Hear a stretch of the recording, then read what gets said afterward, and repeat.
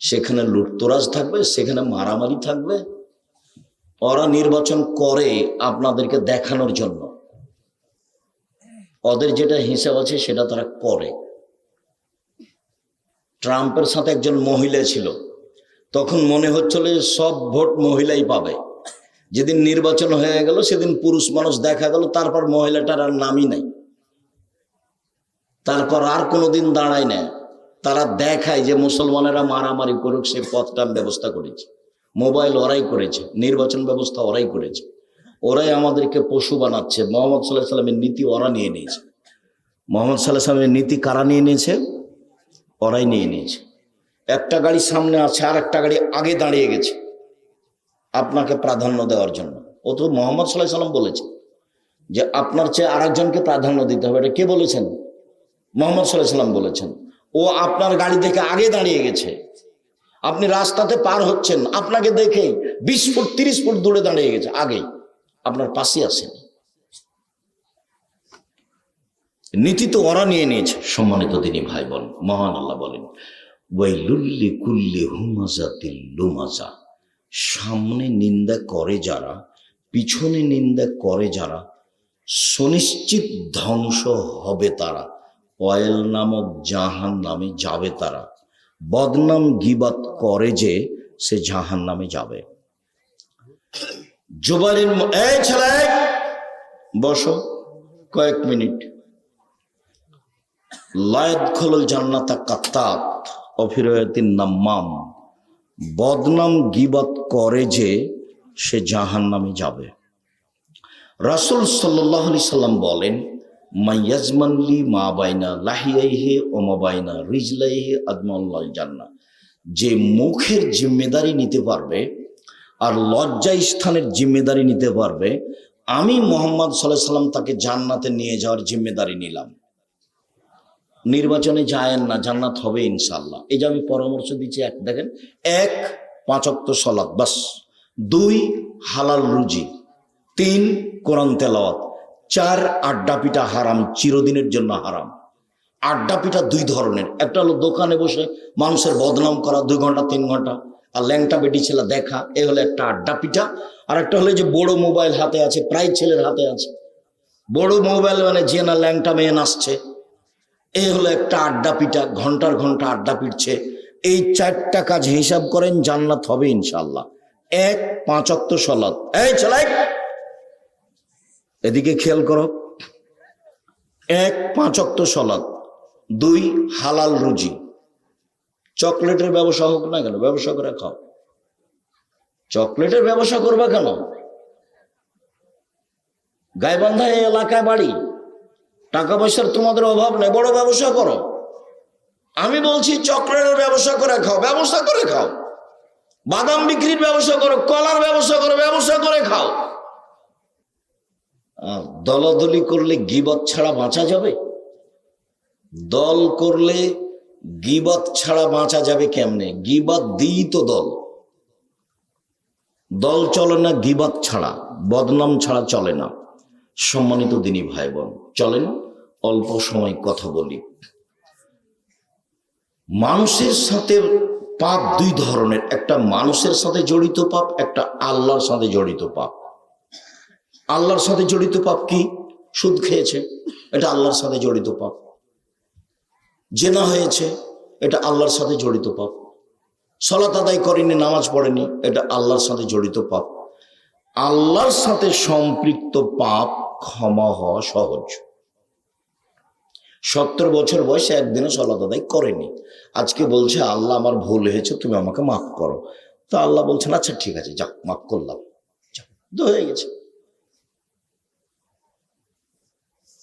সুদ খেতে খেতে খেতে খেতে করে কোটি কোটি ঢাকায় কত বাড়ি করেছে। আজকে বলছে রাতে যে আমি তোমাকে এক অদ্বিতীয় লাশারিক বলে বিশ্বাস করে তোমার দরবারে স্বীকৃতি দিচ্ছি যে জিন্দেগিতে আমি আর কোনোদিন সুদ খাবো না, সুদের লেনদেন সব বন্ধ করলাম। কোটি কোটি টাকা যদি সুদ খেয়ে থাকে, তো এই কথার পরে আল্লাহ চাইলে বলবেন ঠিক আছে মাফ করলাম, যাও। কেন? এই পাপ কার সাথে জড়িত? আল্লাহর সাথে জড়িত, সহজ। জেনা, কত জেনা হয়েছে, বলছে যে আমার ভুল হয়েছে, তুমি আমাকে মাফ করো, আস্তাগফিরুল্লাহ ওয়া আতুবু ইলাইহি, আমি আর জীবনে কোনোদিন এই অশ্লীল কাজের সঙ্গে জড়াবো না। এই কথার পরে স্বীকৃতি দিয়েছে বলে সব পাপ ক্ষমা। কেন? এই পাপ কার সাথে জড়িত? আল্লাহর সাথে জড়িত।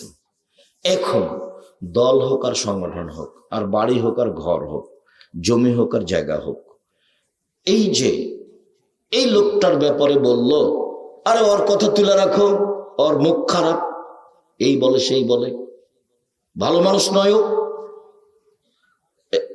এই যে বলে ফেললো কথাটা, বা বলল ও ভালো নয়, চুপ থাকো, এই যে বলল,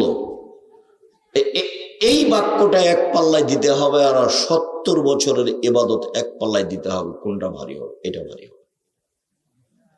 কেন?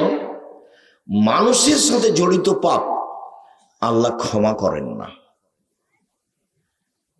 আপনি আমার বদনাম করার পরে, গীবত করার পরে, আমার জমি জোর করে দখল করার পরে, আমাকে বাড়ি থেকে তুলে দেওয়ার পরে, কাবা ঘরে গিয়ে বাকি জীবন গিলাপ ধরে যদি কান্নাকাটি করেন, আর আপনার যদি পাপ ক্ষমা হয়ে যায়, তাহলে ইসলাম ধর্ম মিথ্যা, ইসলাম ধর্মই সত্য নয়।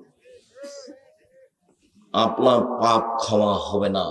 যার বদনাম করেছেন তার হাত ধরে ক্ষমা চাইতে হবে, ভাইজান আমি বুঝতে পারিনি, আপনার ব্যাপারে কিছু বলে ফেলেছি, আমাকে মাফ করেন।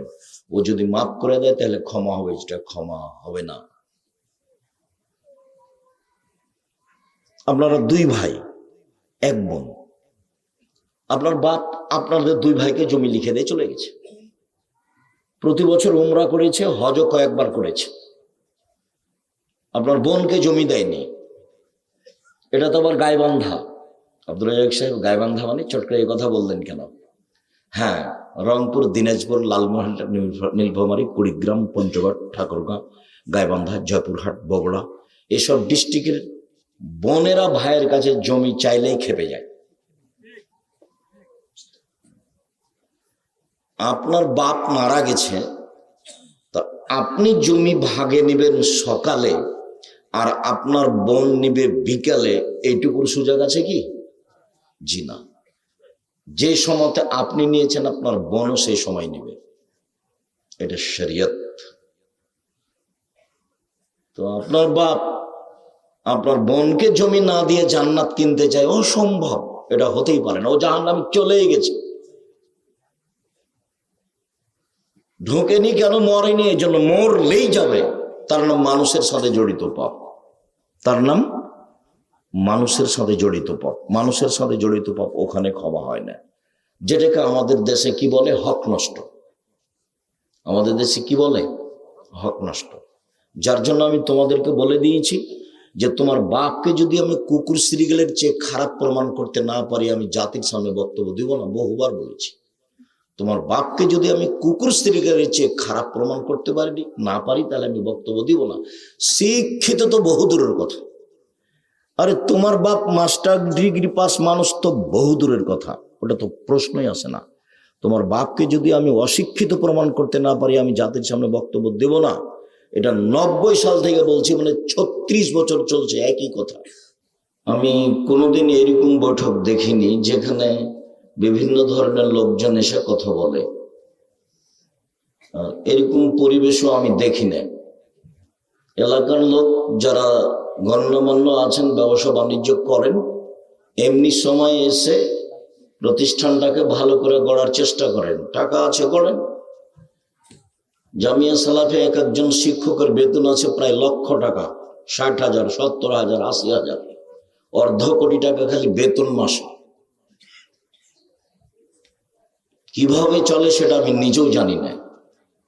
2013 সালের 24শে আগস্ট রোজ মঙ্গলবার সকাল 11টার সময় হাঁটাবো, বেরহাটাবো, রূপগঞ্জ, নারায়ণগঞ্জ, ঢাকা, কাঁঠাল গাছের নিচে আমি বলেছিলাম আমার হাতে টাকা নেই, এ কথা সত্য। এখানে প্রতিষ্ঠান গড়বে, এ কথা সত্য। ইনশাল্লাহ গড়বেই গড়বে। কিভাবে গড়বে তা আমি জানি না, নিশ্চিত গড়বে, অবধারিত গড়বে, গড়বেই গড়বে ইনশাল্লাহ।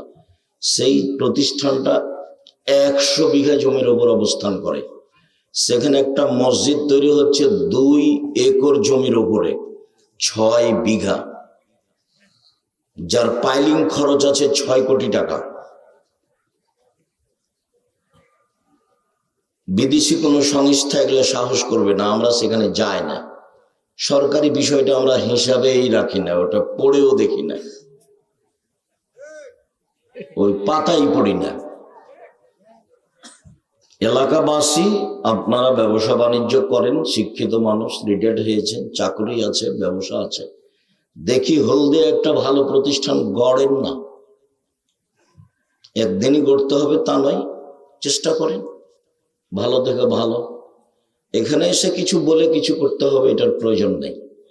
এখানে এসে কিছু বললে আমি তো সাড়া দিতে নিষেধ করেছি।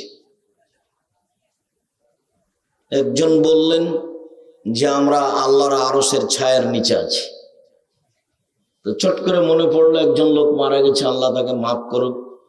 ওই ইউনিয়ন সদস্য এমপি ছিলেন এলাকারই, নাম আমি বলছি না, তো মারা গেছেন। এমপি সাহেব একদিন বলছেন বক্তব্যে যে এক ছাত্র মাদ্রাসার লজিং বাড়িতে খেয়ে আসতে দেরি করেছে। তো শিক্ষক বলছেন আসতে দেরি করলে কেন? তখন বলছে ওস্তাদ আমি হাঁটছিলাম, তো ফেরেশতারা আমার পায়ের নিচে পর বিছাচ্ছে, তো আমি ধীরে ধীরে পা ফেলেছি, সেই জন্য দেরি হয়ে গেছে। তো মানুষ তো ফেরেশতাকে দেখতে পাবে না, এবারে নগদ ডাহা মিথ্যা কথা।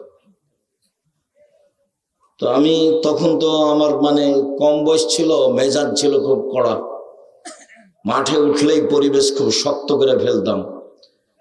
তো আমি তাৎক্ষণিক বলে দিলাম এই বর্ণনা মিথ্যে, আরো দু একটা জাল হাদিস বলেছিলেন, সবই মিথ্যে। এটা হচ্ছে ধর্মীয় অনুষ্ঠান। রাসূল সাল্লাল্লাহু আলাইহি সাল্লাম বলেছেন বাল্লিগু আন্নী ওয়ালা আয়া, আমার একটি কথা জানা থাকলে অন্যকে বলো, এটা আমার হতে হবে। ওয়াহাদ্দিসু আন বানি ইসরাঈল ওয়ালা হারাজ, বানি ইসরাইলের কাহিনী বলে কোনো দোষ নেই। ওমান কাযাবা আলাই মুতাম্মিদান ফালিয়াতাবাওয়া মাকাদাহু মিনান নার, কেউ যদি কোনো কথা আমার নামে বলে, মুহাম্মদ সাল্লাল্লাহু আলাইহি সাল্লাম বলছেন, কেউ যদি কোনো কথা আমার নামে বলে, সেটা যদি আমার না হয়, এই ছেলে তোমরা যারা দায়িত্ব পালন করছো, যে দেখো না ওই জায়গাটা একটু দেখো তো, যারা দাঁড়িয়ে আছে তাদেরকে বসতে বলো, না হলে যেতে বলো, পরিবেশটা একটু সুন্দর করেন।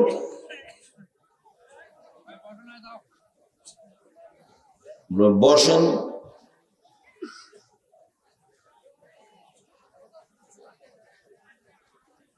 তো রাসূল সাল্লাল্লাহু আলাইহি সাল্লাম বললেন, কেউ যদি কোনো কথা আমার নামে বলে, সেই কথা যদি আমার না হয়, তাহলে তার থাকার জায়গায় জাহান্নাম। বুখারী মুসলিম। হুজুর যত বড়ই হোক, পাগড়ি যত বড়ই হোক, জুব্বা আলখেল্লা যত বড়ই হোক, তার জাহান্নাম হবেই। তার মুখের কথাটা যদি রাসূলের না হয়। মকসুদুল মুমিনিন বইয়ে লেখা আছে হেডলাইন, অবিবাহিত ছেলে মেয়ের পড়া নিষেধ। তো যে দেখে সেই পড়ে, যে দেখে সেই পড়ে। হেডলাইন হচ্ছে কি, অবিবাহিত ছেলে মেয়ের পড়া নিষেধ। তো এখন যে দেখে হেডলাইন সেই পড়ে, কি আছে এখানে? দেখ, হেডলাইনই ভুল। তো এখন লিখছে ভরা পেটে স্ত্রী মিলন হলে ছেলে ভ্যাংচা হয়, সফরের পূর্বে স্ত্রী মিলন হলে ছেলে টেরা হয়, চন্দ্র সূর্য গ্রহণের সময় স্ত্রী মিলন হলে ছেলে কানা হয়। এইভাবে লিখতে লিখতে 1-2 পৃষ্ঠা লিখেছেন। আল্লাহে, আল্লাহর কসম, শুরু থেকে নিয়ে শেষ পর্যন্ত একটা বাক্য সত্য নয়, সবই মিথ্যা এবং সবই সরাসরি কোরআনের বিপরীত। কোরআন মাজিদে আল্লাহ তাআলা বলছেন নিসাউকুম হারসুল লাকুম ফাতু হারসাকুম আন্না শাইতুম, তোমাদের স্ত্রী তোমাদের ক্ষেত, তোমাদের জমি তোমাদের ক্ষেত, তোমরা তোমাদের স্ত্রীর কাছে আসো তোমাদের ইচ্ছা মতো, সকালেই কি, বিকালেই কি, দুপুরেই কি, ভরা পেটে কি, সূর্যগ্রহণ লাগলেই কি আর না লাগলেই কি। আল্লাহ বলছেন একরকম আর লেখক বলছে একরকম, বাঁচার কোনো পথ নেই। ধর্ম বন্ধ থাক সেটা ভালো, কিন্তু মুখ দিয়ে উচ্চারণ করলে সেটা কার হতে হবে? আল্লাহর এবং আল্লাহ রাসূলের হতে হবে, নাহলে ফলাফল জাহান্নাম। উমর রাদিয়াল্লাহু তাআলা যদি বেঁচে থাকতেন, বাংলাদেশের শতকরা 95 জন বক্তার আজীবন জেল হতো। আজীবন জেল হতো। ধর্ম এরকম নয় যেভাবে আমি আর আপনি বুঝেছি। তার উপরন্ত ধর্মের একটা গতিবিধি আছে। ভাইজান এটা দিয়ে এমনিতে পানি খাও না, এটা একটা গিলাস। এক গিলাস পানি পান করলে 5টা বিধান লাগে। কয়টা? 5টা। এক গিলাস পানি, 1 ডান হাতে ধরতে হবে, 2 বিসমিল্লাহ বলতে হবে, 3 বসে পান করতে হবে, 4 3 শ্বাসে পান করতে হবে, 5 পান শেষে আলহামদুলিল্লাহ বলতে হবে। এক গিলাস পানি পান করলে 5টা বিধান লাগে। আর এই হাজারো মানুষের সামনে কথা বলবো, তার বিধান নেই।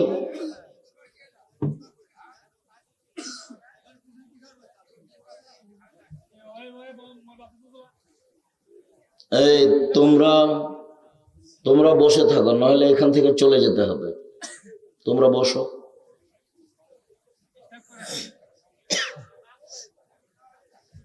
সম্মানিত দিনী ভাই বোন, এত বড় সমাজে কথা বলবো, তার একটা বিধান নেই।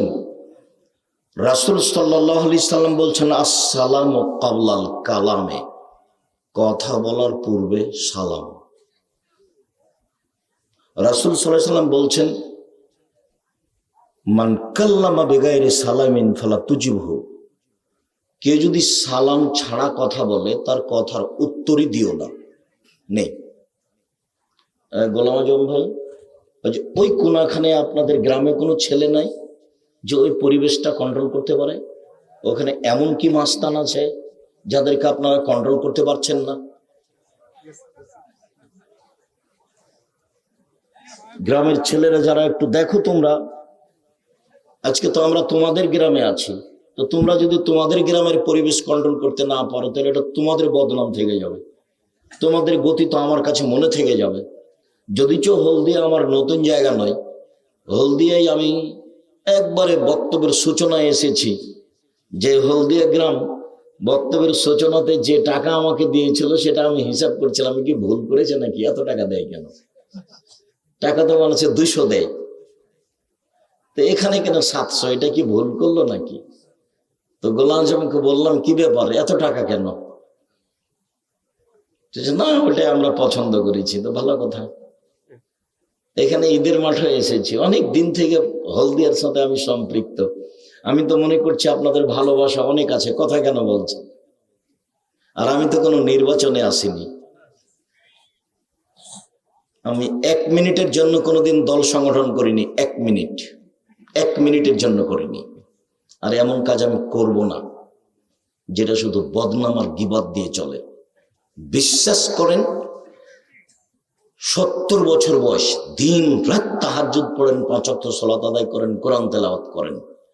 খালি বৈঠকে বলেছেন, আর ওর কথা বলছো ভালো নয়, ছাড়ো, এই কথাটা এক পাল্লায় দিবেন। আর 70 বছরের বক্তব্য ইবাদত এক পাল্লায় দিবেন, ওই কথা ভারী হয়ে যাবে, ফলাফল জাহান্নাম হবে।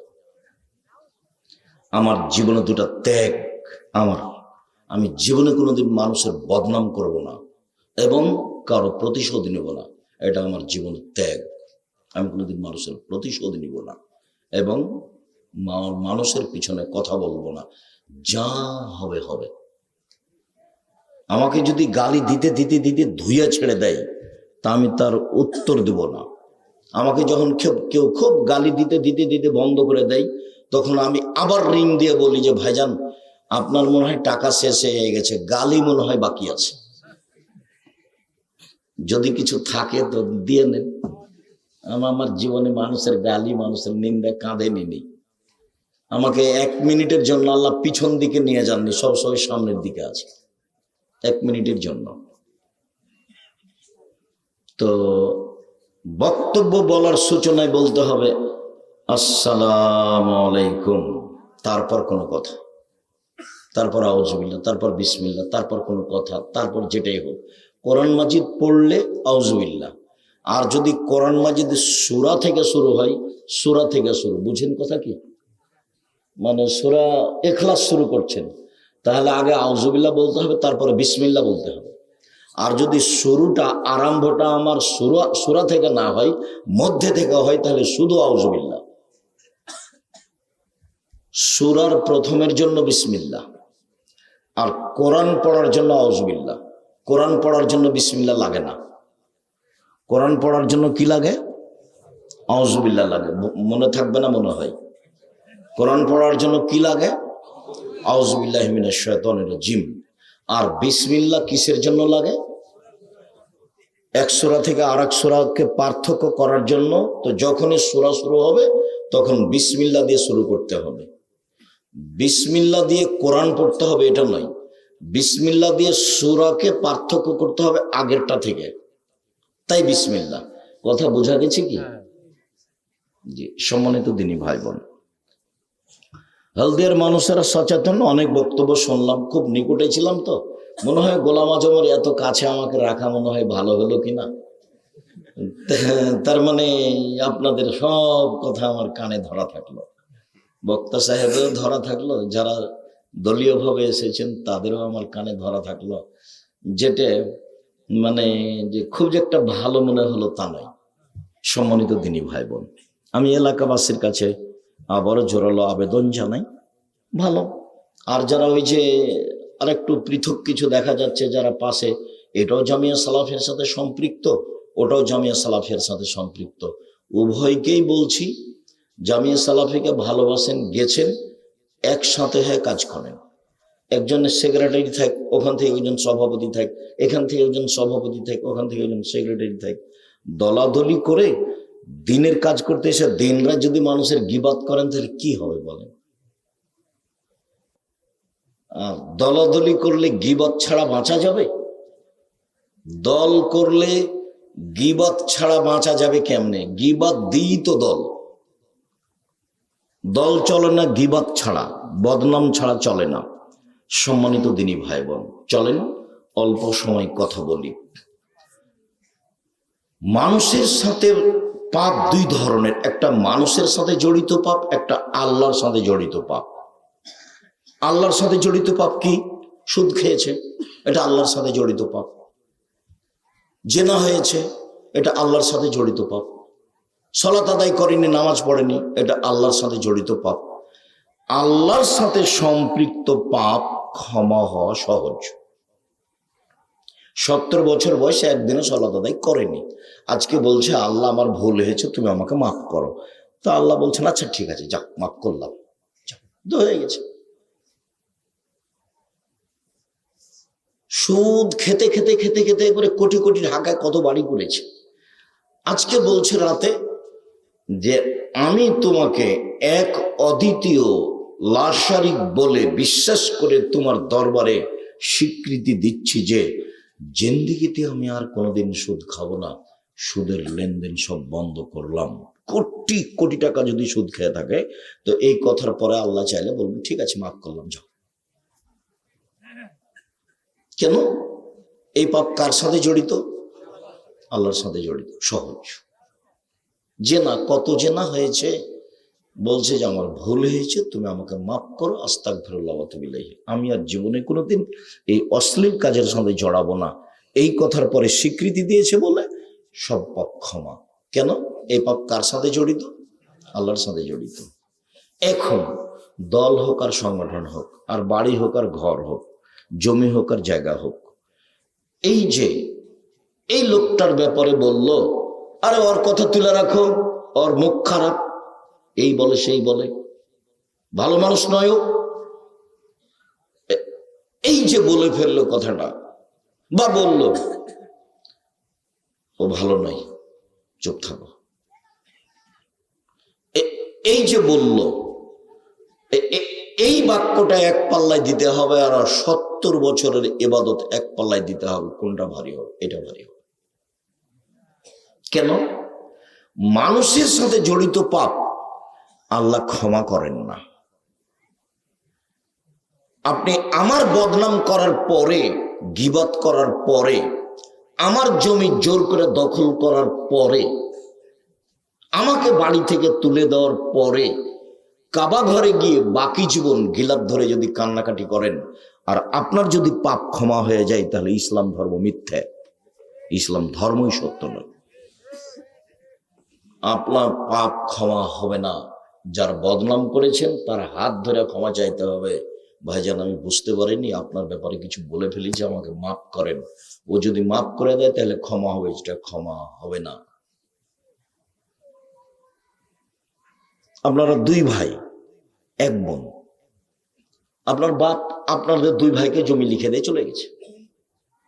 প্রতি বছর উমরা করেছে, হজও কয়েকবার করেছে। আপনার বোনকে জমি দেয়নি, এটা তো আবার গাইবান্ধা। আব্দুল রাজ্জাক সাহেব, গাইবান্ধা মানে চট করে এই কথা বললেন কেন?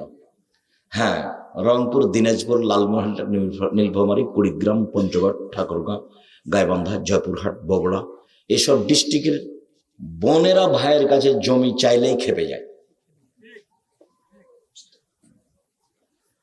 আপনার বাপ মারা গেছে, তা আপনি জমি ভাগে নেবেন সকালে আর আপনার বোন নিবে বিকালে, এইটুকুর সুযোগ আছে কি? জি না। যে সময়তে আপনি নিয়েছেন আপনার বোনও সেই সময় নেবে, এটা শরীয়ত। তো আপনার বাপ আপনার বোনকে জমি না দিয়ে জান্নাত কিনতে চায়, অসম্ভব, এটা হতেই পারে না। ও জাহান্নামে চলেই গেছে, ঢোকেনি কেন? মরেনি, এই জন্য মরলেই যাবে। তার নাম মানুষের সাথে জড়িত পাপ, তার নাম মানুষের সাথে জড়িত পাপ। মানুষের সাথে জড়িত পাপ ওখানে ক্ষমা হয় না, যেটাকে আমাদের দেশে কি বলে? হক নষ্ট। আমাদের দেশে কি বলে? হক নষ্ট। যার জন্য আমি তোমাদেরকে বলে দিয়েছি যে তোমার বাপকে যদি আমি কুকুর শ্রীগেলের চেয়ে খারাপ প্রমাণ করতে না পারি, আমি জাতির সামনে বক্তব্য দিব না। বহুবার বলেছি, তোমার বাপকে যদি আমি কুকুর শ্রীগেলের চেয়ে খারাপ প্রমাণ করতে না পারি তাহলে আমি বক্তব্য দিব না। শিক্ষিত তো বহু দূরের কথা, আরে তোমার বাপ মাস্টার ডিগ্রি পাস মানুষ তো বহু দূরের কথা, ওটা তো প্রশ্নই আসে না। তোমার বাপকে যদি আমি অশিক্ষিত প্রমাণ করতে না পারি, আমি জাতির সামনে বক্তব্য দেব না। এটা 90 সাল থেকে বলছি, মানে 36 বছর চলছে একই কথা। মানুষ হিসাবে একটু ওই একই রকম কথা চলছে। বুঝেও বুঝে না ওরা, অন্তর আছে বুঝে না, দেখেও দেখে না ওরা, চক্ষু আছে দেখে না, শোনেও শোনে না ওরা, কান আছে শোনে না। উলাইকা কালানাম, তারা পশু প্রাণীর মতো, তারা গরু ছাগলের মতো, তারা কুকুর শ্রীগেলের মতো, বালু মাজাল, বরং তার চেয়ে খারাপ। আল্লাহ বলছে তোমার বাপ কুকুর শ্রীগেলের চেয়ে খারাপ। তোমার বাপ তাহাজ্জুদ পড়ে, এসার সালাত আদায় করে মাথায় টুপি দিয়ে বাড়ি যাচ্ছিল, দোকানে বসে আড্ডা পিটা আর একজনের বদনাম করে, আর ল্যাংটা মেয়ে ওখানে নাচে, টুপি মাথায় দিয়েছে, ল্যাংটা মেয়েকে দেখে আর একজনের বদনাম করে। তোমার বাপ যদি কুকুর শ্রীগেলের চেয়ে খারাপ প্রমাণ করতে না পারি, জাতির সামনে বক্তব্য দেব না। শুনুন,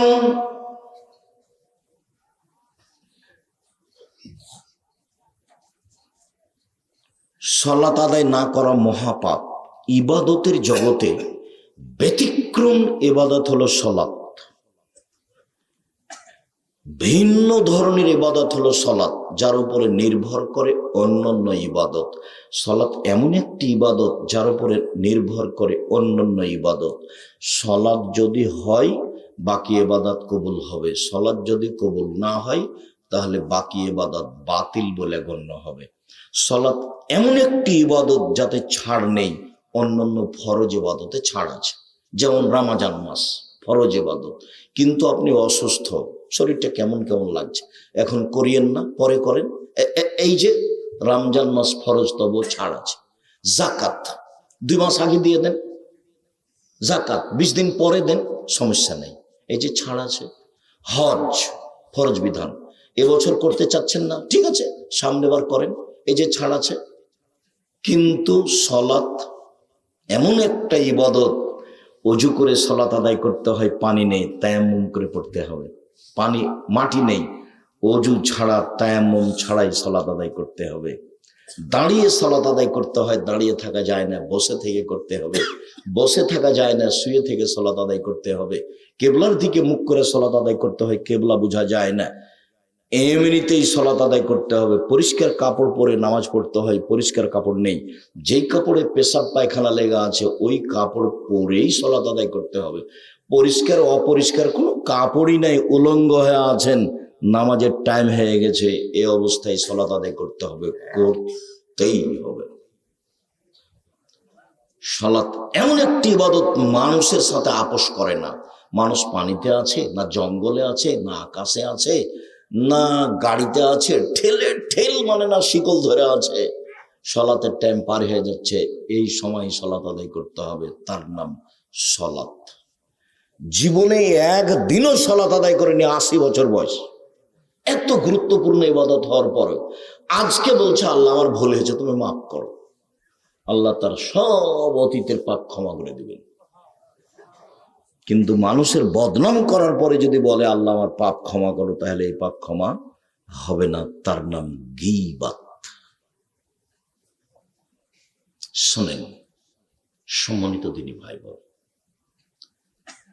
সুদ, সুদ এত মহাপাপ যার ভাষা আল্লাহর নবী যেভাবে উল্লেখ করেছেন পৃথিবীর কোনো পাপের ভাষা এভাবে উল্লেখ করেননি, অথচ পাপ তার চেয়ে বড় আছে, ওর চেয়ে বড় পাপ আছে, কিন্তু ভাষা এমন নয়। দেখেন, মায়াকুলো দিরহাম রেবা হিয়ালাম আসাদ্দু মিন সিত্তাতি ওয়া সালাসিনা জিনিয়া, কেউ যদি জেনে শুনে 1 টাকা সুদ খায়, 36 বার জেনা করে যত পাপ হবে, 1 টাকা সুদ খেলে তার চেয়ে বেশি পাপ হবে। এক, এই ভাষার সাথে কোনো পাপের ভাষা মিল খাবে না। 2, রাসূল সাল্লাল্লাহু আলাইহি ওয়াসাল্লাম বলছেন আর রেবা সাবুনা জুজান আইসালাহু আইন করতু মাহু, সুদের পাপের 17টি ভাগ রয়েছে, ছোট থেকে বড়, বড় থেকে ছোট। সবচেয়ে ছোট ভাগ হলো মার সাথে জেনা করলে যেমন পাপ হয়। পৃথিবীতে সবচেয়ে বড় পাপ শিরক, কিন্তু ভাষা এমন নয়। পৃথিবীর 2য় মহাপাপ বাপ মায়ের অবাধ্য চলা, কিন্তু ভাষা এরকম নয়। পৃথিবীর 3য় মহাপাপ মিথ্যা সাক্ষী দেওয়া, কিন্তু ভাষা এমন নয়। পৃথিবীর 4র্থ মহাপাপ মানুষকে হত্যা করা, কিন্তু ভাষা এমন নয়, ভাষা এরকম নয়। অবাক ভাষার পাপ, সেটা হচ্ছে সুদ।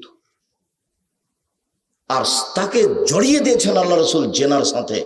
জেনার ব্যাপারে রাসূল বলছেন যে অবিবাহিত ছেলে যদি জেনা করে, তাহলে তাকে 1 বছরের জন্য 100 লাঠি পিটিয়ে তাড়িয়ে দিতে হবে। আর বিবাহিত ছেলে মেয়ে যদি জেনা করে, তাহলে তাকে ইট ঢেল পাথর দিয়ে মেরে মেরে মেরে ফেলতে হবে। বেঁচে থাকার কোনো পথ নাই। অবাক হতে হবে যে দুনিয়াতে 3টা পাপের কারণে মানুষকে হত্যা করতে হয়, কিন্তু 2টা পাপ করার পরে বাঁচার পথ আছে, 1টা পাপ করার পরে বাঁচার কোনো পথ নেই। 3টা পাপের কারণে মানুষকে হত্যা করতে হয়। একজন বলছে আমি কোরআন মাজিদ মানি না, তাহলে সরকারিভাবে তাকে ফাঁসি দিতে হবে, হত্যা করতে হবে। এখন তাকে ফাঁসির মঞ্চে নিয়ে যাওয়া হয়েছে, ফাঁসও গলায় দেওয়া হয়েছে। তখন বলছে না না ভুল হয়েছে, ভুল হয়েছে, ভুল হয়েছে, কোরআন মাজিদ আল্লাহর বিধান, কোরআন মাজিদ আল্লাহর কালাম, আমার ভুল হয়েছে। তাহলে তাকে ফাঁস থেকে কি করতে হবে? নামিয়ে নিতে হবে, তার ফাঁসি হবে না। অথচ পাপ ছিল হত্যা। 2, কেসাস।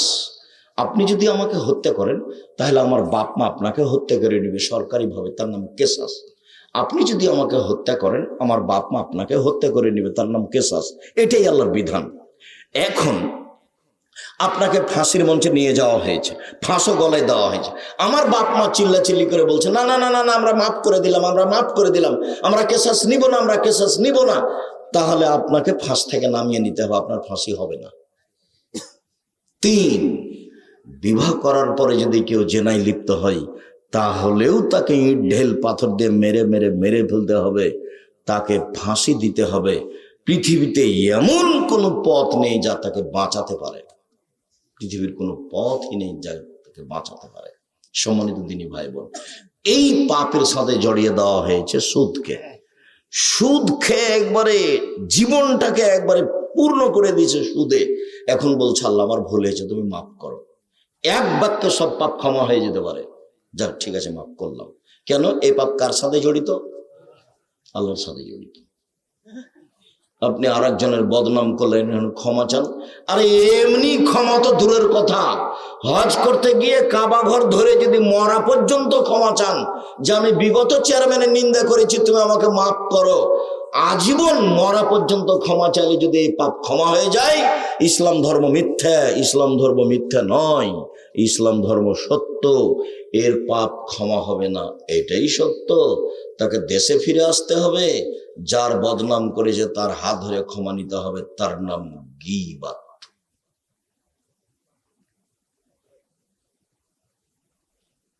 উপার্জনের চারটা পথ: এক, দিন মজুরি করে খান; দুই, চাকরি করেন বৈধ; তিন, জমি চাষ করেন; চার, ব্যবসা। তখন রাসূল সাল্লাল্লাহু আলাইহি সাল্লাম বললেন, সত্যবাদী বিশ্বস্ত ব্যবসায়ীরা নবীদের সাথে জান্নাতে থাকবেন। অবাক উপার্জনের পথ, অবাক অবাক উপার্জনের পথ। উপার্জনের পথ কয়টা? চারটে। এক, দিন মজুরি, কিষান কামলা, বুঝেন না আপনারা? এটা একটা উপার্জনের পথ। দুই, চাকরি করেন, যেখানে করবেন বৈধ জায়গায় চাকরি করেন। দিন মজুরিতে টাকা শেষ হবে সন্ধ্যায়, চাকরিতে টাকা সাধারণত শেষ হয় 25 দিনে, 5 দিন ধার কর্জ করে চলে। তিন, জমি চাষ। আমার আব্বা ছিলেন চাষি, হয় সমান সমান না হয় লস। জমি চাষে কি হবে? হয় সমান সমান না হয় লস। এ হলো তিনটা উপার্জনের পথ। এইবার চতুর্থ, ব্যবসা। তখন রাসূল সাল্লাল্লাহু আলাইহি ওয়াসাল্লাম বলছেন, মনে রেখো সত্যবাদী বিশ্বস্ত ব্যবসায়ীরা নবীদের সাথে থাকবেন। এ তো বললেন, আর একটা বাক্য বলছেন, পৃথিবীর মানুষ শুনে রেখো, ইয়া মাশারাত তুজ্জার, ব্যবসায়ীরা শোনো, ইন্নাল বাইয়া ইয়াহজুরুল কিযব ওয়াল হাযাব।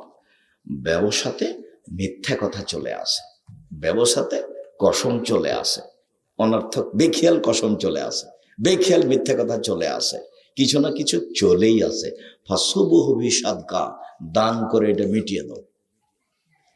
এই উপার্জনের এত কেন প্রশংসা? ঘটনাটা কি? এইটা একটা মাদ্রাসা, হলদিয়া কওমি মাদ্রাসা, এখানে 20 জন এতিম আছে, কথার কথা। জামিয়া সালাফিয়া আছে 519 জন। কতটি? 519 জন। আব্দুল রাজ্জাক সাহেব এত এতিম রেখেছেন কেন? কিভাবে চলে? কিভাবে চলে তা আমি বুঝতে পারি না, তবে বালা মুসিবত জন্য আল্লাহ এর উপর দিয়ে পার করে দেয়, যেন প্রতিষ্ঠানে না আসে, এই জন্য রেখেছি। মূলত আমার লক্ষ্য উদ্দেশ্য এইটা, যে এতগুলো এতিম রেখেছি, আল্লাহ এখানে সহজে কোনো বালা মুসিবত দিবে না, এই আশায়। তো সম্মানিত দিনী ভাই বোন, দিন মজুর তো এই এতিমের সহযোগিতা করতে পারবে না, ও তো সন্ধ্যায় টাকা শেষ হয়েছে। চাকরি 25 দিনে শেষ হয়, 5 দিন ধার কর্জ করে চলে, ওইও তো এতিমদের সহযোগিতা করতে পারবে না। তিন, জমি চাষ, ও তো লস হয়ে গেছে, ও তো এতিমদের সহযোগিতা করতে পারবে না। একটাই পথ আছে মানুষ সহযোগিতা করতে পারবে অসহায় মানুষের, সেটা কি? ব্যবসা। ব্যবসা আমি বলিনি চকলেটের ব্যবসা করতে হবে, আমি চকলেটের ব্যবসা মানে বলেছি কম পয়সার ব্যবসা। সত্যবাদী বিশ্বস্ত ব্যবসায়ী যদি বাদাম বিক্রি করে তবুও ফল এটাই হবে। সত্যবাদী বিশ্বস্ত ব্যবসায়ী যদি ইনপুটে, সেখানে লুটতরাজ থাকবে, সেখানে মারামারি থাকবে। ওরা নির্বাচন করে আপনাদেরকে দেখানোর জন্য, ওদের যেটা হিসাব আছে সেটা তারা করে। ট্রাম্পের সাথে একজন মহিলা ছিল, তখন মনে হচ্ছিল যে সব ভোট মহিলাই পাবে। যেদিন নির্বাচন হয়ে গেল সেদিন পুরুষ মানুষ দেখা গেল, তারপর মহিলাটার আর নামই নাই, তারপর আর কোনোদিন দাঁড়ায় না। তারা দেখায় যে মুসলমানেরা মারামারি করুক, সে পথটার ব্যবস্থা করেছে। মোবাইল ওরাই করেছে, নির্বাচন ব্যবস্থা ওরাই করেছে, ওরাই আমাদেরকে পশু বানাচ্ছে। মোহাম্মদ সাল্লাল্লাহু আলাইহি সাল্লামের নীতি ওরা নিয়ে নিয়েছে। মোহাম্মদ সাল্লাল্লাহু আলাইহি সাল্লামের নীতি কারা নিয়ে নিয়েছে? ওরাই নিয়ে নিয়েছে। একটা গাড়ি সামনে আছে, আর একটা গাড়ি আগে দাঁড়িয়ে গেছে আপনাকে প্রাধান্য দেওয়ার জন্য। ও তো মোহাম্মদ সাল্লাল্লাহু আলাইহি সাল্লাম বলেছে যে আপনার চেয়ে আরেকজনকে প্রাধান্য দিতে হবে। এটা কে বলেছেন? মোহাম্মদ সাল্লাল্লাহু আলাইহি সাল্লাম বলেছেন। ও আপনার গাড়ি দেখে আগে দাঁড়িয়ে গেছে, আপনি রাস্তাতে পার হচ্ছেন, আপনাকে দেখে 20 ফুট 30 ফুট দূরে দাঁড়িয়ে গেছে, আগেই আপনার পাশে আসেনি। নীতি তো ওরা নিয়ে নিয়েছে। সম্মানিত দিনী ভাই বোন, মহান আল্লাহ বলেন, ওয়াইলুল লিকুল্লি হুমাযাতিল লুমাযা, সামনে নিন্দা করে যারা, পিছনে নিন্দা করে যারা, সুনিশ্চিত ধ্বংস হবে তারা, ওয়াইল নামক জাহান্নামে যাবে তারা। বদনাম গীবাত করে যে, সে জাহান্নামে যাবে। জুবাইর, এই ছেলে বসো কয়েক মিনিট। লা ইয়াদখুলুল জান্নাতা কাত্তাত ওয়া ফি রিওয়ায়াতিন নাম্মাম, বদনাম গীবত করে যে সে জাহান্নামে যাবে। রাসূল সাল্লাল্লাহু আলাইহি সাল্লাম বলেন, মাইয়াজমানলি মা বাইনা লাহিয়াইহি ওয়া মা বাইনা রিজলাইহি আদমাল্লাল জান্নাহ, যে মুখের জিম্মেদারি নিতে পারবে আর লজ্জা স্থানের জিম্মেদারি নিতে পারবে, আমি মুহাম্মদ সাল্লাল্লাহু আলাইহি সাল্লাম তাকে জান্নাতে নিয়ে যাওয়ার জিম্মেদারি নিলাম। নির্বাচনে যায়েন না, জান্নাত হবে ইনশাআল্লাহ। এই যে আমি পরামর্শ দিচ্ছি, এক দেখেন, 1 5 ওয়াক্ত সালাত বাস, 2 হালাল রুজি, 3 কোরআন তেলাওয়াত, 4 আড্ডা পিটা হারাম, চিরদিনের জন্য হারাম। আড্ডা পিটা 2 ধরনের, একটা হলো দোকানে বসে মানুষের বদনাম করা 2 ঘন্টা 3 ঘন্টা আর ল্যাংটা বেটি ছেলে দেখা, এ হলো একটা আড্ডা পিটা। আর একটা হলো যে বড় মোবাইল হাতে আছে, প্রায় ছেলের হাতে আছে বড় মোবাইল, মানে যে না ল্যাংটা মেয়ে নাচছে, এই হলো একটা আড্ডা পিটা, ঘন্টার ঘন্টা আড্ডা পিটছে। এই 4টা কাজ হিসাব করেন, জান্নাত হবে ইনশাআল্লাহ। 1 5 ওয়াক্ত সালাত, এই চলাই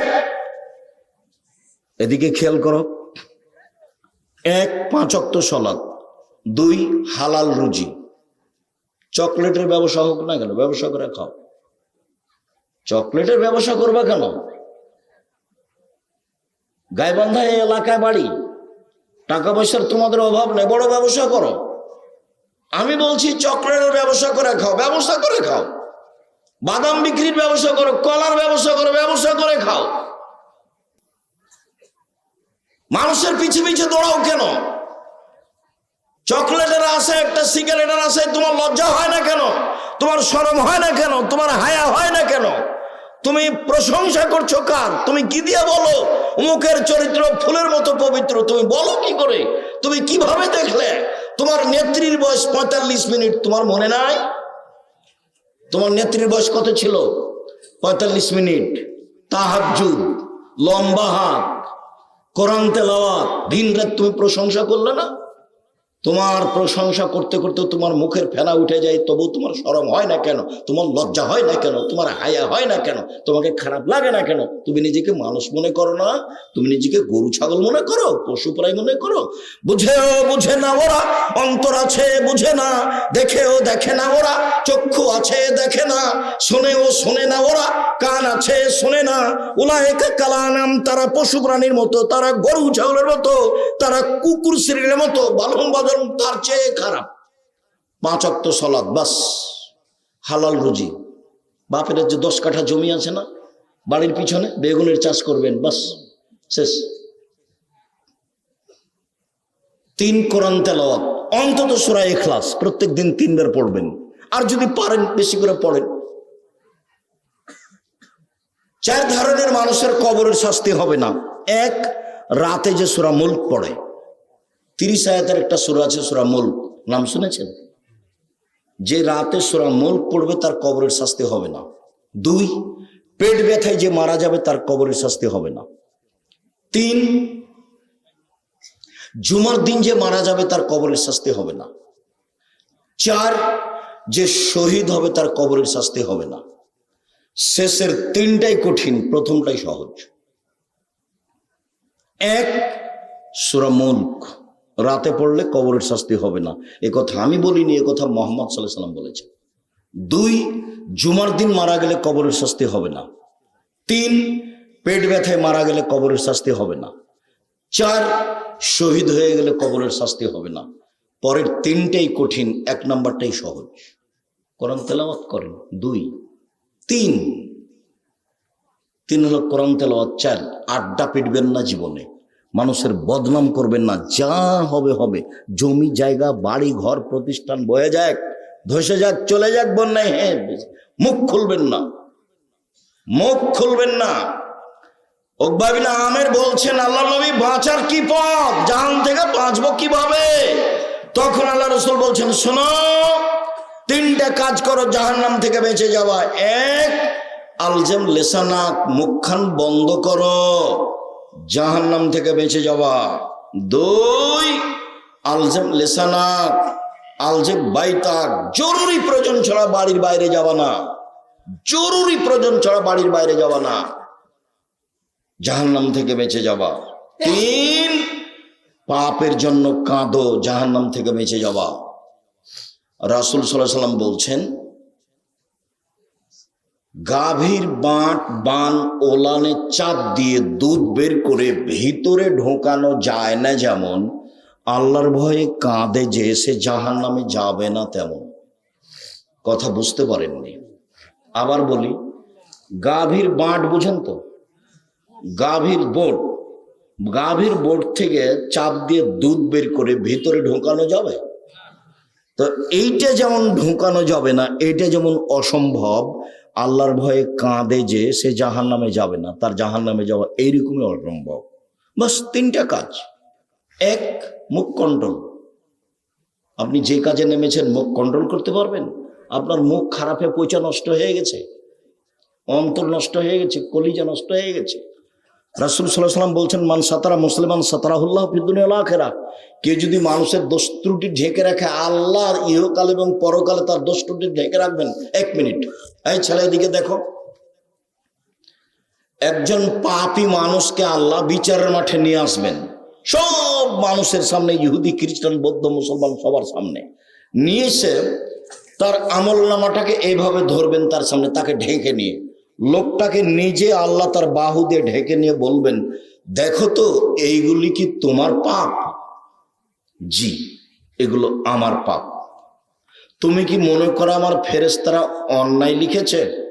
জি না, আপনার ফেরেশতারা অন্যায় লিখেনি, এটাই ঠিক। তুমি কি আমাকে কিছু বলতে চাও? জি না, আমি কিছু বলতে চাই না। শোনো, তোমার একটা ভালো গুণ ছিল, মানুষের দোষ ত্রুটি মানুষের সামনে বলতে না, মানুষের দোষ ত্রুটি ঢেকে রাখতা। এই গুণ তোমার ছিল, মানুষের দোষ ত্রুটি মানুষ হিসেবে তুমি ঢেকে রাখতে পারো। আমি আল্লাহ তোমার পাপটা ঢেকে রাখতে পারি না। যাও, তোমার বিচার হবে না, জান্নাতে যাও। দেখেন উপদেশ বই ভূমিকাতে এটা লেখা আছে, এ হাদিস আছে। দেখেন উপদেশ বই আছে, আপনার জন্য বই লিখেছিলাম। 90 সাল থেকে মাঠে আছি, এ যাবৎ কোনোদিন মুখে কলমে মিডিয়া আপনাকে আমি ফাঁকি দিইনি। জাতির যদি রাস্তাঘাট করে দিতে না পারি, জাতির যদি স্কুল কলেজ করে দিতে না পারি, জাতিকে চূড়ান্ত সঠিক ধর্ম দিতে পারবো ইনশাল্লাহ। ধর্মের ব্যাপারে জাতিকে ফাঁকি দিয়ে আমি পরকাল হারাতে রাজি নই।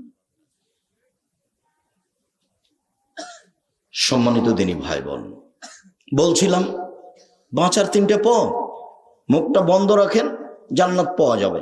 একদিন আল্লাহ রাসূল বলছেন, সঙ্গী সাথী বলতে পারো? মানুষকে পিছন দিক থেকে ধাক্কা মেরে জাহান্নামে নিক্ষেপ করে কি? সঙ্গী সাথী বলতে পারো? মানুষকে পিছন দিক থেকে ধাক্কা মেরে জাহান্নামে নিক্ষেপ করে কি? সঙ্গী সাথী বলতে পারো? মানুষকে পিছন দিক থেকে ধাক্কা মেরে জাহান্নামে নিক্ষেপ করে কি? বলতে বলতেই ফাঁকা দিলে সানাহু, নিজের জিভাটা ধরে নিয়েছেন। জিভা, এই জিভা মানুষকে পিছন দিক থেকে ধাক্কা মেরে জাহান্নামে নিক্ষেপ করে। আপনার নির্বাচনের কি হবে? হুজুর তাহাজ্জুদ পড়ে জান্নাত কিনবেন? জান্নাত কি অত সহজ? জান্নাত পড়ে আছে, জান্নাত পাওয়ার টপ ব্যাপার। হজিবাতিন নার বিশাহওয়াত, মনের ইচ্ছা দ্বারা জাহান্নাম ঘেরা আছে। ও হজিবাতে জান্নাতুল মিকাম বিল মাকারেহে, নিয়ম নীতি কষ্ট ক্লেশ ত্যাগ তিতিক্ষা অনেক কিছু দিয়ে জান্নাত ঘেরা আছে। মনের ইচ্ছা দিয়ে জাহান্নাম ঘেরা আছে। মন মতো চলে যে জাহান্নামে যাবে সে। আপনারও জান্নাতে যাওয়া সহজ, 4টা কাজ করেন, জান্নাত সহজ। মহিলাদেরও জান্নাত সহজ। এই মেয়ে, কথা বলছো কেন? জানো যে আব্দুর রাজ্জাক বিন ইউসুফ এসেছেন, দেরি হলো আসবেন, তো ঢং ঢং করে আসলেন, ঢং ঢং করে চলে গেলেন কেন? অত গল্প করেন কেন? আমি তো আপনার জন্য এসেছি, না হলে তো 2টা বাক্য আপনাকে বলবো। আমি তো আপনার জন্য এসেছি। হ্যাঁ করে কথা বলতে বলতে আসলেন, আবার চলে যাচ্ছেন। মহিলা মানুষ শরম হয় না কেন? হ্যাঁ হয় না কেন? দোকানপাটে যান কেন? এই মেয়ে, তুমি দোকানে যাও কেন? তোমার বাপ নেই? তো তাকে চাচা বলে ডাকো, তোমাকে যদি কন্ট্রোল করতে না পারে। আর তোমার মাকে তুমি খালা বলে ডাকো। তো আমি তো তোমাকে আজ বলে আসছি, 36 বছর থেকে তাকে মা বলিও না। আমি তো জানি এটা তোমার মা নিশ্চিত, কিন্তু তোমার মা তো দায়িত্ব পালন করেনি। মা তো এরকম নয়। মাকে তো আল্লাহ নবী বলেছেন বুখারী মুসলিমের হাদিস, মা মানে পাহারাদার। মা মানে পাহারাদার। তো তুমি হ্যাঁ করে আসলে এখানে মাথার চুল ফেলে ছেড়ে দিয়ে আবার হ্যাঁ করে গল্প করতে করতে চলে গেলে, তোমার মা আছে আমি এটা কি দিয়ে বুঝবো? এই মেয়ে, রাসূল সাল্লাল্লাহু আলাইহি ওয়াসাল্লাম বললেন মা মানে চারটে জিনিস। এক, মা মানে বিদ্যা শিখাবে। দুই, মা মানে শিষ্টাচার শিখাবে। তিন, মা মানে সাজগোজ করে পরিপাটি করে রাখবে। চার, মা মানে পাহারা দিবে। বুখারী মুসলিমের হাদিস। তোমার মা তোমাকে কি পাহারা দিল? তোমার মা তোমাকে কি পাহারা দিয়েছে? তোমার নখ বড় আছে, এটাই কি শিষ্টাচার? তোমার নখে নেইল পালিশ আছে, এটাই কি শিষ্টাচার? তোমার সামনে চুল ছোট আছে, এটাই কি শিষ্টাচার? তুমি নগ্ন পোশাক পরে থাকো, এটাই কি শিষ্টাচার? তুমি ভুরু তুলে চিকন করে রেখেছো, এটাই কি শিষ্টাচার? তুমি জোহর থেকে নিয়ে এখন পর্যন্ত দোকানে ঘুরে বেড়াচ্ছ, এটাই কি শিষ্টাচার? তোমার বাপ আছে, এটা তুমি বলতে পারো, আমি বলিনি, কোনোদিন বলবো না, ওটা তোমার চাচা। বাপ মানে চোখ যেভাবে ঘুরে বউ সেভাবে চলে, তার নাম স্বামী। চোখ যেভাবে ঘুরে বউ সেভাবে চলে, তার নাম স্বামী। রাসূল সাল্লাল্লাহু আলাইহি ওয়াসাল্লাম বলছেন আনফিক আলা ইয়ালিক বিন তাওলিক, তুমি তোমার পয়সা দিয়ে তোমার ছেলে মেয়েকে লালন পালন করো, মানুষের মতো মানুষ করে গড়ে তুলো, ভালো করে শিক্ষা দাও। ওয়ালা তারফা আনহুম আসাকা, তোমার লাঠিটা পরিবারের উপর থেকে উঠিয়ে নিও না। প্রয়োজনে আদর যদি কাজ না করে তাহলে লাঠি দিয়ে ঠিক করতে হবে। আদর কাজ না করলে কি দিয়ে ঠিক করতে হবে? লাঠি দিয়ে ঠিক করতে হবে। এটা আমি বলিনি, এটা আল্লাহর নবী বলছেন। আর পৃথিবীর সবচেয়ে বড় মানুষ ওটা দেখিয়ে দিয়েছেন বাস্তব। এই মেয়ে শোনো, আমি ওটা বলিনি। পৃথিবীর সবচেয়ে বড় মানুষ বাস্তব দেখিয়েছেন। তুমি 1 মিনিট দেখো না, তোমার সাথে আছে আমি 2-3 মিনিট। উপস্থিত দিনী বৈঠকের মুসলিম বোন, একটু খেয়াল করেন, একটু খেয়াল করেন, কথা বন্ধ করেন, একটু খেয়াল করেন। আয়েশা রাদিয়াল্লাহু তাআলা আনহা বলেন, একদা আমরা এক যুদ্ধ থেকে আসছিলাম, হঠাৎ করে আমার গলার হার হারিয়ে গেল। হারটা ছিল আমার বড় বোন আসমা। বুখারী মুসলিমের হাদিস। হার তো খুঁজে পায় না। সলাতের সময় হয়ে গেল, পানি নেই, অজু করতে পারি না, সলাত আদায় করতে পারি না, হার খুঁজেও পাচ্ছি না, যেতেও পারি না, সবাই বিপদে পড়ে গেল। জনগণ খুব বিপদে। জনগণ আমার আব্বাকে গিয়ে বলল, আপনি জানেন আপনার মেয়ে কি করেছে? কি করেছে? আপনার মেয়ে হার হারিয়েছে, আমরা খুঁজে পাচ্ছি না, এখান থেকে যেতে পারছি না, এখানে পানি নেই, অজুও করতে পারছি না, সালাত আদায় করতে পারছি না। এখন আয়েশা রাদিয়াল্লাহু তাআলা আনহা বলছেন যে আবু বকর সিদ্দিক আমার নিকটে আসলেন। এদিকে দেখেন, আবু বকর সিদ্দিক আমার নিকটে আসলেন, তখন আমার স্বামী আমার উরু রানের উপরে মাথা দিয়ে ঘুমিয়েছিলেন। আমার স্বামী আমার উরু রানের উপরে মাথা দিয়ে ঘুমিয়েছিলেন। ফাল্লাকা জানি লাকজাতান শাদীদা, আমাকে এত জোরে মারলেন এই কোমরের উপরে, আমার স্বামী এইভাবে না থাকলে আমি মায়ের কারণে দূরে সরে যেতাম, এত জোরে মারলেন। 1 মিনিট। এই অবস্থাটা বাংলাদেশের যদি হতো, আমাদের দেশের কোন শ্বশুর জামাই মেয়ের ঘরে গিয়ে যদি দেখে যে জামাই মেয়ের উরু রানের উপরে মাথা দিয়ে ঘুমিয়ে আছে, তো শ্বশুর ওদিকে আগাবে না এভাবে ঘুরবে? বুঝতে পারেননি মনে হয়? আমাদের দেশের গতিতে আগাবে কি? এইভাবে ঘুরবে। তো এত বড় মানুষ এইভাবে না ঘুরে মেরে দিলেন। এখন দেখেন, সবচেয়ে বড় মানুষে মারলেন কে? আবু বকর সিদ্দিক রাদিয়াল্লাহু তাআলা। সবচেয়ে বড় মহিলাকে মারলেন কে? আয়েশা রাদিয়াল্লাহু তাআলা আনহাকে মারলেন। একবারে মা হাওয়া থেকে নিয়ে কিয়ামত পর্যন্ত সবার চেয়ে দামি। 3, সবচেয়ে বড় মানুষের সামনে মারলেন, মুহাম্মদ সাল্লাল্লাহু আলাইহি ওয়াসাল্লামের সামনে মারলেন। বিবাহিতা মেয়েকে মারলেন, জামাইয়ের সামনে মারলেন। পূর্ণ যুবতী মেয়েকে মারলেন, হাত দিয়ে মারলেন, খোলা মাঠে মারলেন, 1400 মানুষের সামনে মারলেন।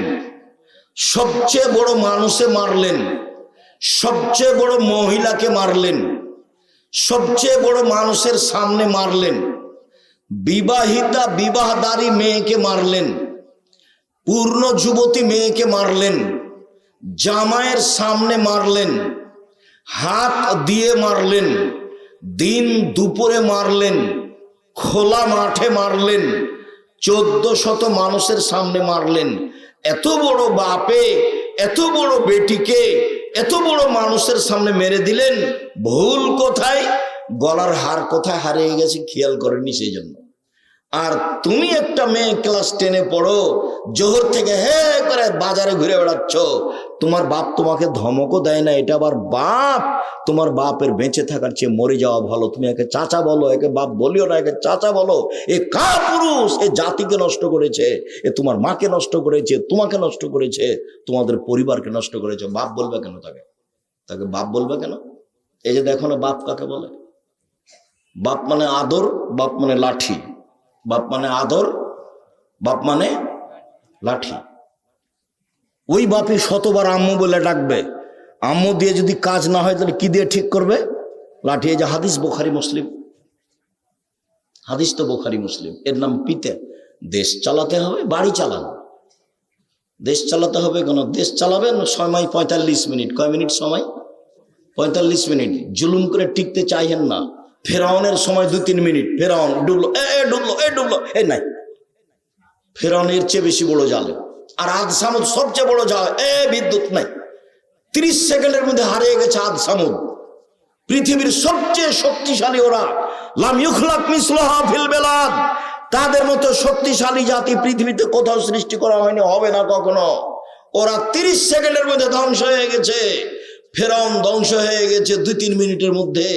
আর আপনাদের নেত্রীর সময় হলো 45 মিনিট। জুলুম করো না, দাগাবাজি করো না, রাহাজানি করো না, জুয়াচুরি করো না, চাঁদাবাজি করো না, জাতির জন্য ভারী হয়েও না। তোমাকে দেখলে আমার কষ্ট হয়।